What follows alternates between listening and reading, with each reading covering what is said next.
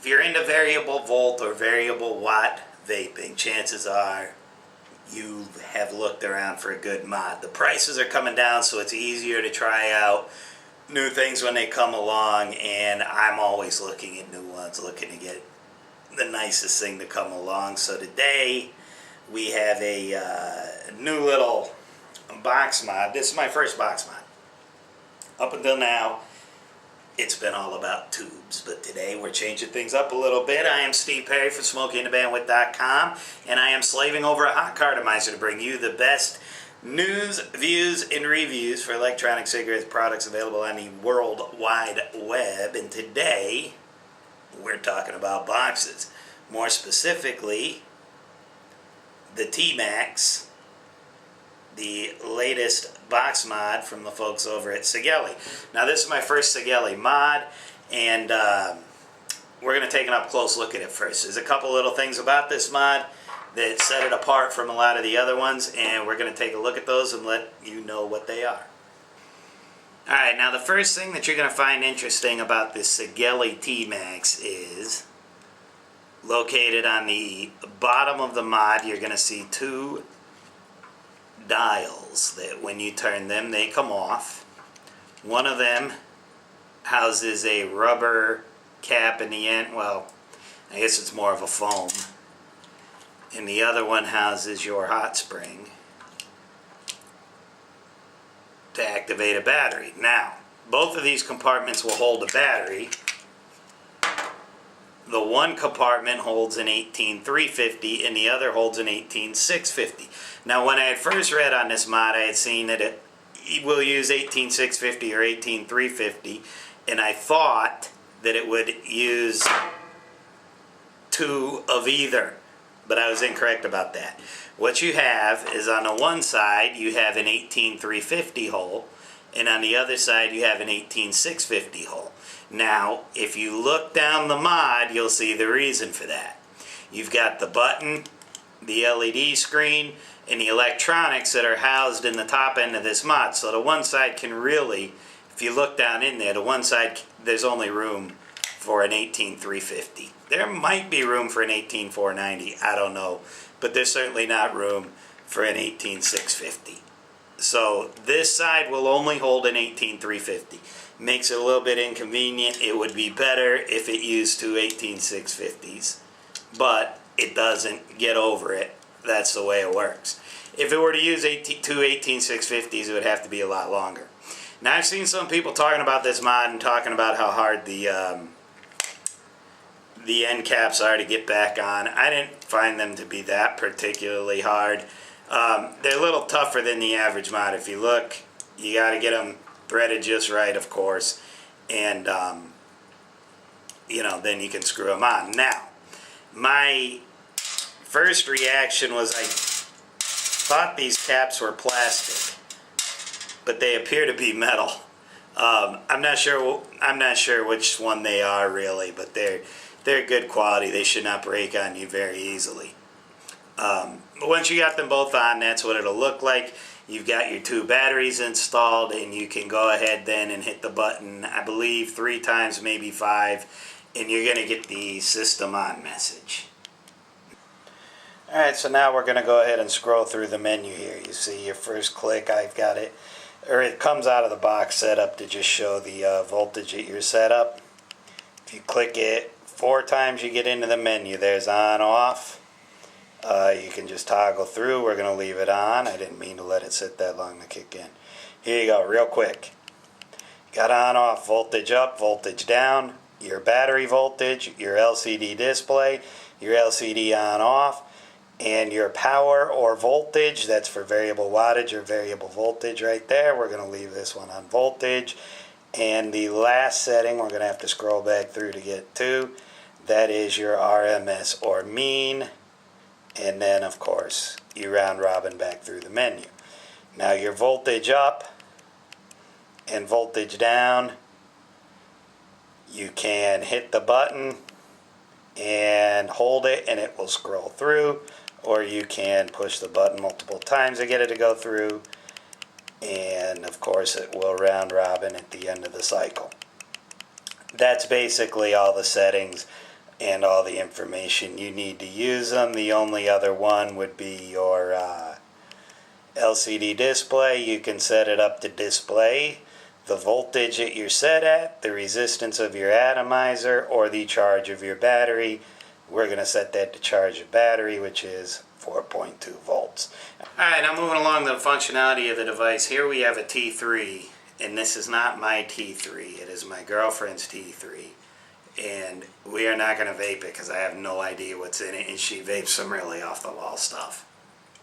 But, just to show you, it has the deep well, the wide well, the recessed well that will allow for a Kanger T3 to fit in there. Moving along, if it'll fit the T3, it'll obviously fit the iTaste, and I just got these iTaste Clearos that are similar to the Stardust or the Vision Clearomizers that we're all familiar with. However, this one's a dual coil.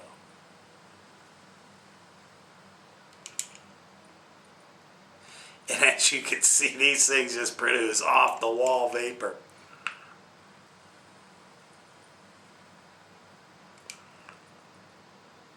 But they work well on the Sigelei TMAX here. The iTaste 30, whatever they're calling this thing. It's the new Inokin, whatever, with the flexing drip tip.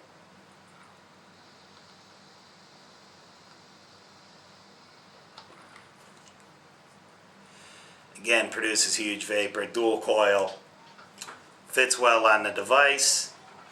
What surprised me with this device was the thickness of the device and the weight of the device. And by the way, I know a lot of you out there don't like heavy mods. If you do not like heavy mods, you are not going to like this. This is the Lambo 4.0 to me is a heavy mod.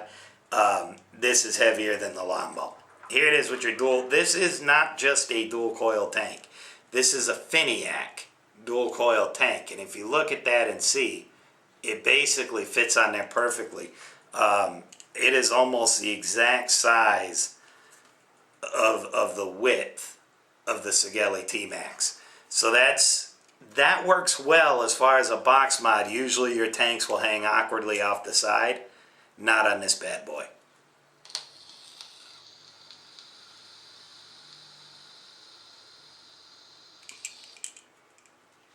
And again, it just fires like a champ.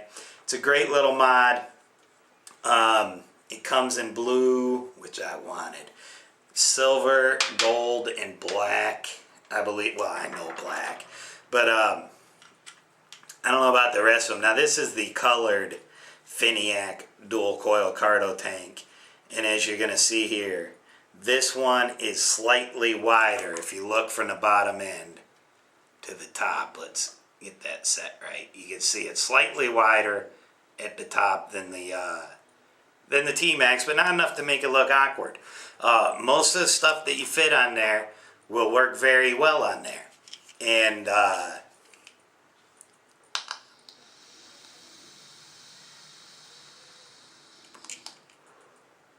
other than that, it's a mod. It does what mods do.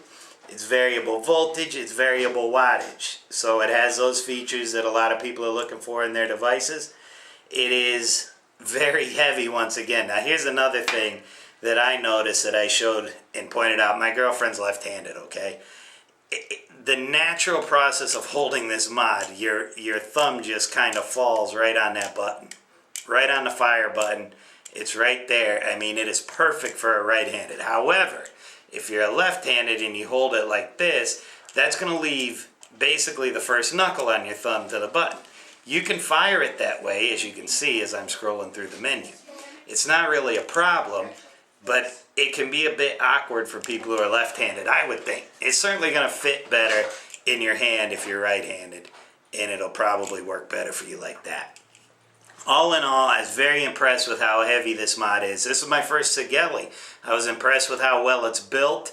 The downside, like I said, is the 18350 on the one side. I mean, to me, what's the point of an 18350 battery if it doesn't make your mod smaller? But what it turns out to do with this, like in the end, once you get the look of the mod, you see how it's built, you understand why it's an 18350 connection, it makes sense. Because if you're out and about and you've got your 18650 in here and you're vaping all day and that battery starts to run low, what you can do is just take the caps off and switch. Put the spring on the 18350 and put the padded connector on this side, and bam, you got a couple more hours of vape time left. So it can come in handy. I'm not saying it can't. I would like it better if it held two 18650s. It would give you twice the power at your fingertip, but it doesn't. It is what it is, and what it is a very nice mod. Now, another thing that I'll point out is I'm looking at the 510 connector. It appears to be screwed in, and I'm sitting here playing with it as I speak, and it doesn't appear to be all loose, so I'm assuming they've welded it in there, put some type of adhesive in there to hold it in place. I don't know, but I would be uncomfortable about using the recessed well as a drip well on this one, because it doesn't appear to be sealed off. I would think if you leak liquid down in there, you would have the chance of them running down into your electric, because it does appear to be a screw-in 510 connector. But other than that, it sits pretty much flush with the top, so your tanks and things like that, they're not going to completely flush mount. Be very limited space in between the two. It's a very attractive looking mod. Of course, if you don't like the colors it comes in, you can always wrap it with a J-wrap. And the Sigelei TMAX, I'm really liking it. In fact, my girlfriend was having some problem with her Vamo, so I wound up giving her my Vamo, and this is primarily going to be what I'm vaping with here for a while. So I hope this review was helpful to you in some way, shape, or form. This is a Sigelei TMAX. I am Steve Perry, reminding you truckers out there to keep the shiny side up and the dirty side down. Keep the bugs off your glass and the bears off your ass. 8s and 6s, keep it between the ditches, and we'll catch you on the flip side at SmokeyandTheBandwidth.com.